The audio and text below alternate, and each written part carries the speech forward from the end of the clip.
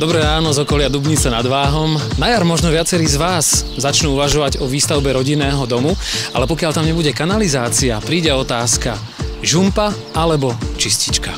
Tak, z hľadiska ekonomického a ekologického riešenia je pre vás určite lepšie riešenie dať si domovú čistiareň odpadových vôd. A to či už máte rodinný dom, chatu, chalupu alebo akúkoľvek menšiu prevádzku.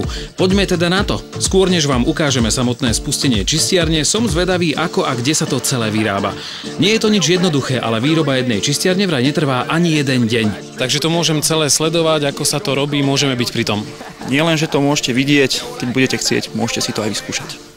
A ja, ako správny muž, som sa tejto výzvy veru nezľakol. Práve naopak, krátke zaškolenie a hor sa do práce.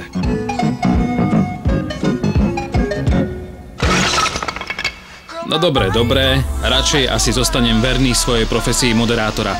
Ale naspäť k veci. Po príprave jednotlivých kusov, nie tých mojich, sa každá čistiareň naplní vodou a skúša sa vodotesnosť nádrže. Takto vyskúšaná čistiareň s plastovým krytom následne putuje do ďalšej výrobnej haly, rotačného odlievania. Ako sa domové čistiarne odpadových vôd vyrábajú, už vieme. Zaujíma ma, ako čistiareň pracuje v teréne. Aj u vás doma na dvore to môže vyzerať práve takto. Kľúč máme a pozrieme sa, čo sa deje vo vnútri. Zvláštne je, že necítiť žiaden zápach. Ako je to možné?